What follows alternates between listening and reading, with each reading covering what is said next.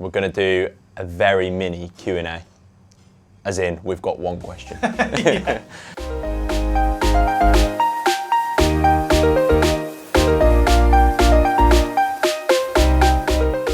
Why is Sanctus not a charity? Great question, James. I honestly remember in the early days, we got asked this question when we were thinking about setting up as a company. I remember a lot of people at the time just said, you can't do that. You can't, no, what, mental health? No, you can't set up a business or a company in mental health, you just can't do it. It has to be a charity. Yeah. I remember us just going, why? You know, like, why does it have to be a charity? I think people felt that we were kind of preying on people that were in a difficult place. Yeah, they're vulnerable. And then kind of the idea of profiting on that for people just doesn't sound right. Doesn't sit right, yeah. So definitely get why people were asking us that question. I definitely get where people are coming from. The way we've always seen it is that I don't see, if we compare the mental health and fitness space to the physical health and fitness space, I've never seen brands like Nike or Adidas as that.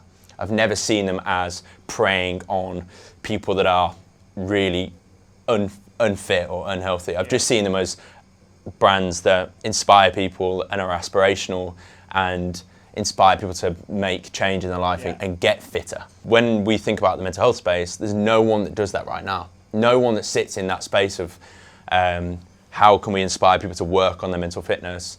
And we've just always felt, and also I think we're just passionate about business in the way that we think that, I genuinely think business is the most effective way, the most efficient way to create change. I remember creating the first ever Sanctus product, Sanctus groups, back in the day. And to come to a Sanctus group, it was £20, just like it might be £15 or £20 or £30 for a yoga session in London. And I remember people asked me, like, why are you charging for it if it's for people's mental health? And my answer was, well, I need, as a founder, to prove that people will pay for their mental health to prove that it's valuable to them. So in my mind, the kind of the for-profit like mechanic is really important to show that mental health is valued by people, that they value their own mental health and investing in themselves to improve and grow. And that to me is extremely important. So that's not to say that charities don't play a role in mental health. I think they really do. In terms of raising awareness, in terms of supporting people that might not be in like a financial position to support themselves, or people that are marginalised or from different kind of backgrounds where support is like less accessible for them. But in terms of like a mass market, I think it's, like you said, I think it's really, really important that businesses, not just us, that we have competition and other businesses in the mental health space that work to create the most value and progress and move the world forward. So I think it's really, really important. And you know, the physical health analogy is the perfect one. There's no one has a problem with like paying £100 to go to the gym, do they? Or paying for Bupa. Our whole mission is to change the perception of mental health, and I think a lot of people's perception when you say the words mental health is charity. So I think even the way we've set up Sanctus is to challenge people's ideas of what mental health is. And when you start thinking of it as a brand and as a business and as a company like this, it instantly changes people's perception straight away. And I think the other thing that I see with charities or just kind of, let's use the physical health example again, maybe something like cancer research. Yeah.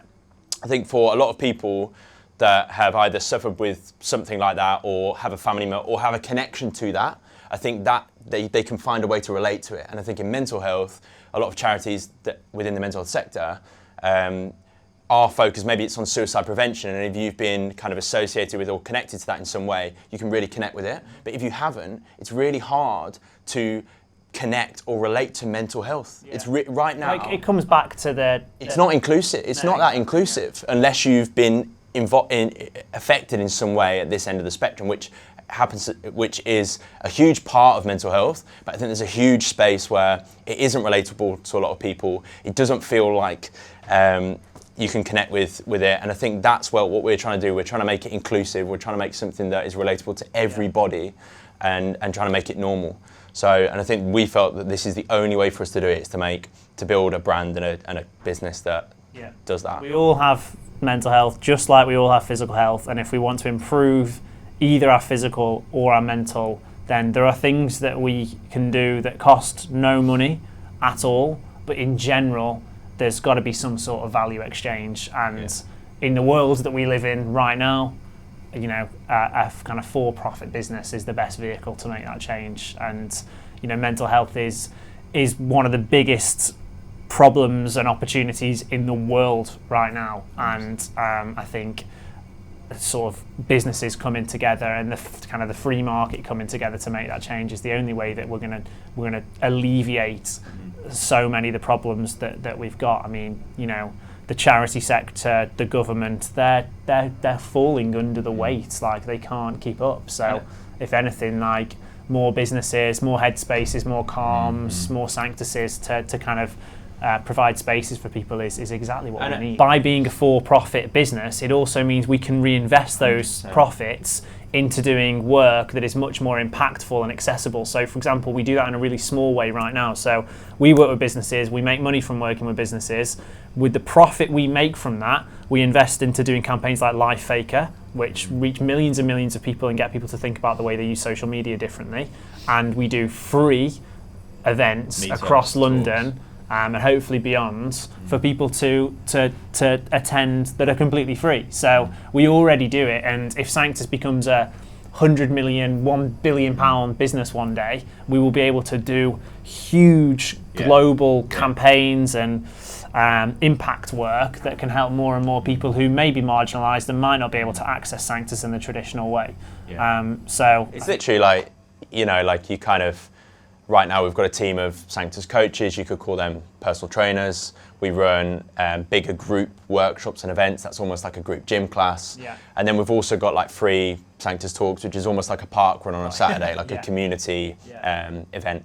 So that's, and that's such an amazing way to be able to have a lot of impact, but we're still, like you say, like still only really in our second year, still building the foundations. And I think we've got we're still playing the long game as well. So I hope that answers the question. I would like to think it does. And if anyone's got if anyone wants to challenge that or like has a further question about the way we're running Sanctus at the moment, you know, drop me an email personally at james@sanctus.io, and I'll respond, because I think we'll tweet, comment back. I think it's a really important conversation to have. Cool.